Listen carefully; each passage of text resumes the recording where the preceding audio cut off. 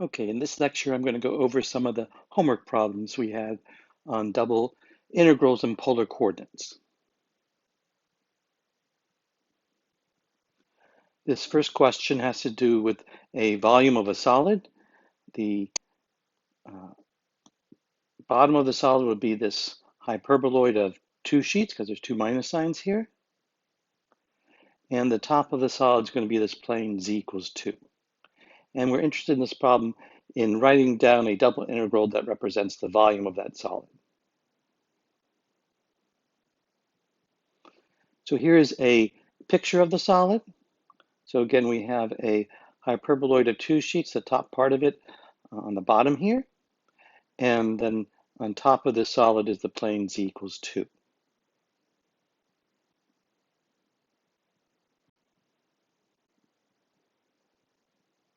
Let me put some information now on the screen related to what I just said.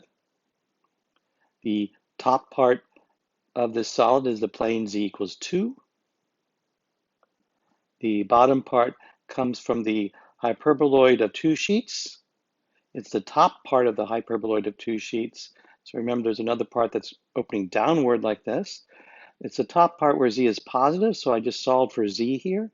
I brought the x squared and y squared on the other side and took the square root. And again, we want the positive square root because we're on the top part of that hyperboloid of two sheets where z is positive. And then I went ahead and converted this into polar coordinates because we're going to need that. So the x squared plus y squared is r squared. What I'd like to do next is to find out where these two intersect, because that's going to tell me what's going on with the x and y, or the r and theta in our picture here.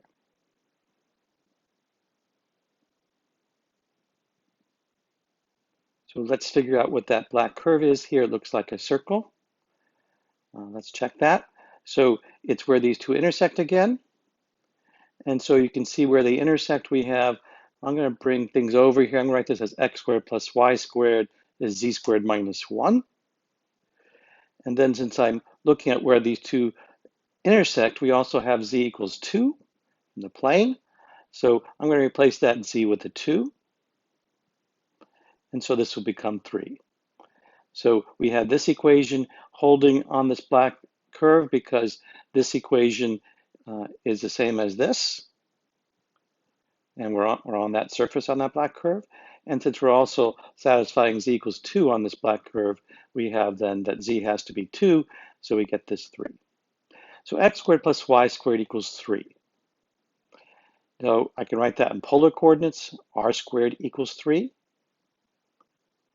And so r equals the square root of 3. So that describes then this black curve, at least what's going on with r and theta, as well as x and y. Now for z, if I want to know what's going on with z on this black curve, well, z equals 2. Right, that was part of the plane.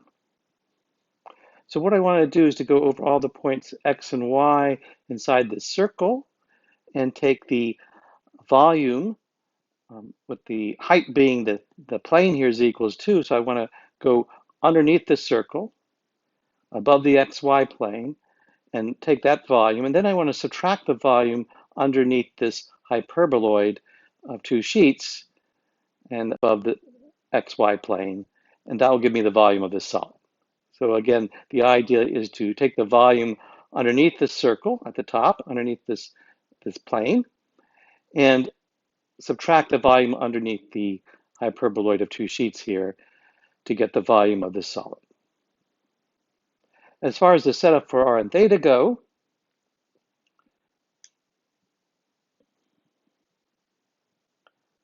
so again, that's just indicating that that is r equals the square root of 3. And as far as r and theta goes, theta is going to go from 0 to 2 pi all the way around this circle.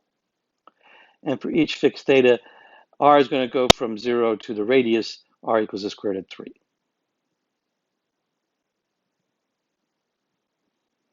So what do we want to put inside here? Again, we want the volume underneath this is equals 2 here. So underneath 2, that's the height then for this cylinder. It's going to be if you go directly underneath this.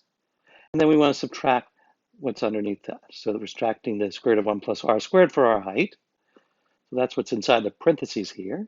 We have 2, again, for the height of the plane here, minus the square root of 1 plus r squared, which would be the volume underneath this.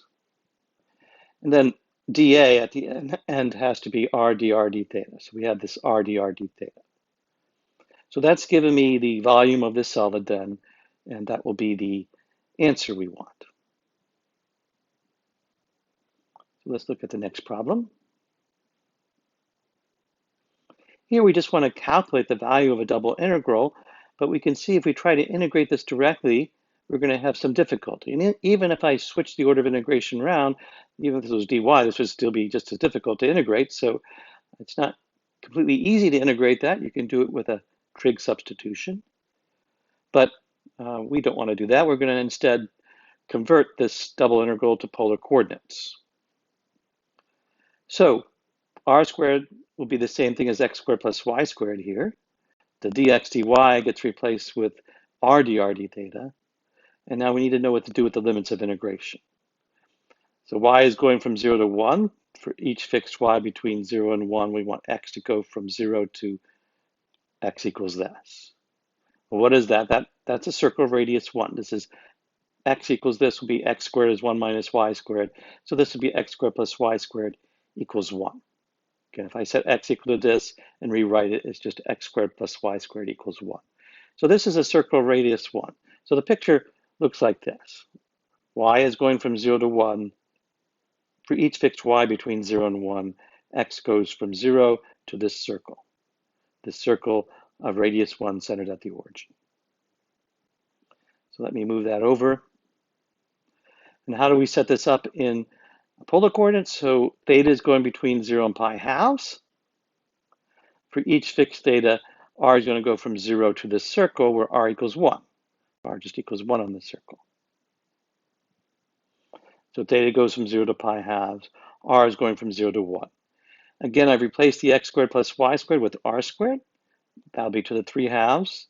And then dx dy gets replaced with r dr d theta. So we have r cubed here times r. So that's going to be r to the 4th. When I integrate r to the 4th, I'm going to get r to the 5th over 5. Now you want to evaluate that from r equals 0 to 1. So we're just going to get 1/5 for this. And then I can integrate this. I'm just going to get theta evaluated from 0 to pi halves. And that's going to give me pi halves times 1/5. So pi tenths. So that's the answer to the value of this double integral. Let's look at another problem. Problem 11 here. Here we have a circle, r equals 2 cosine of theta. You might not know that's a circle. One way to see that it is if you multiply both sides of this equation by r, so you have r squared here and 2r cosine theta here. The r squared is x squared plus y squared. The 2r cosine of theta is 2x.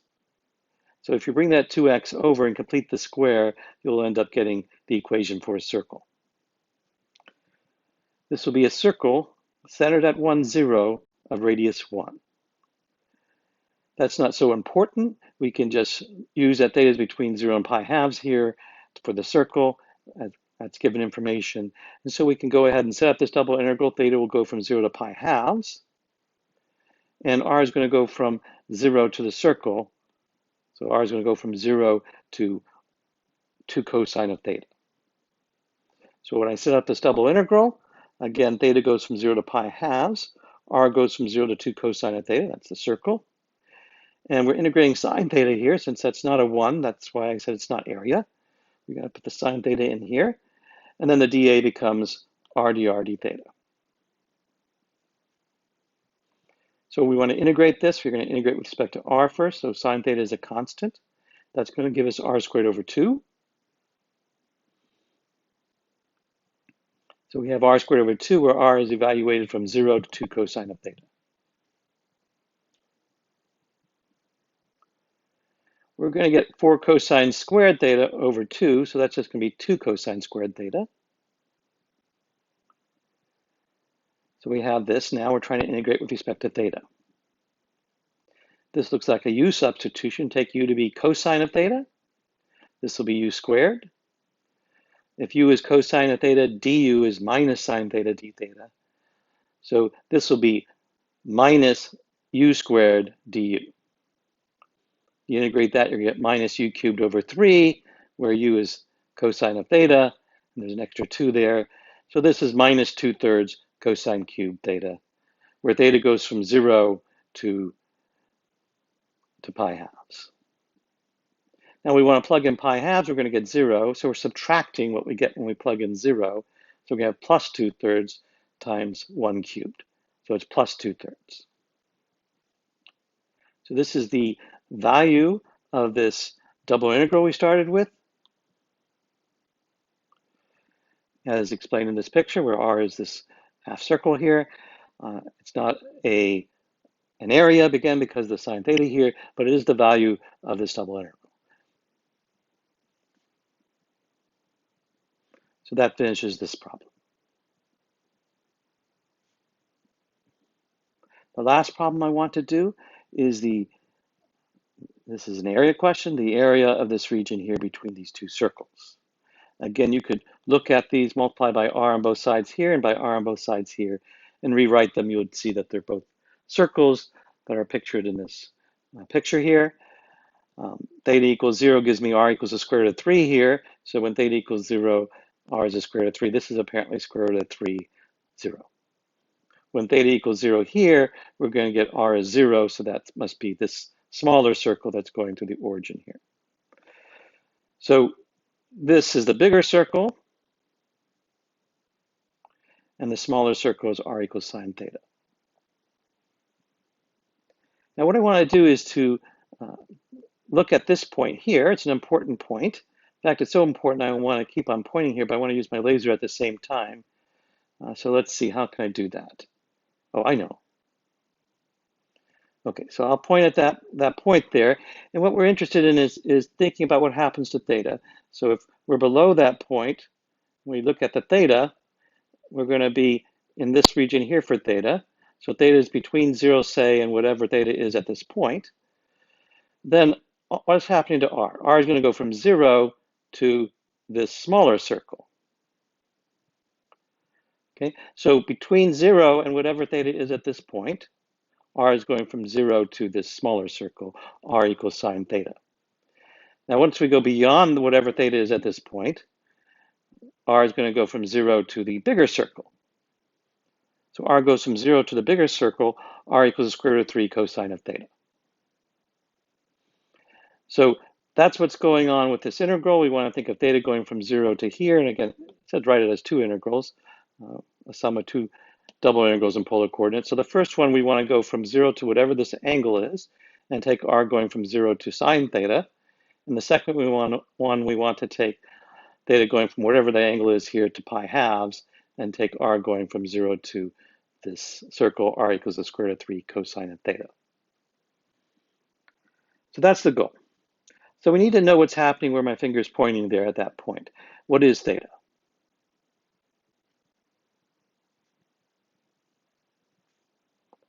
So I figure out theta by going ahead and seeing where these two intersect, and they intersect when square root of 3 cosine of theta equals sine theta. That's where this equation came from. That's what's going to happen at this point. Both of these equations will have to be true because it's on both of those circles, and so square root of 3 cosine of theta will have to equal sine theta. And we can divide by cosine theta, and we see tangent of theta is square root of 3. And so what does that mean about theta? Theta is pi thirds. So we have theta equals pi thirds here, and that's all we really need is what theta is.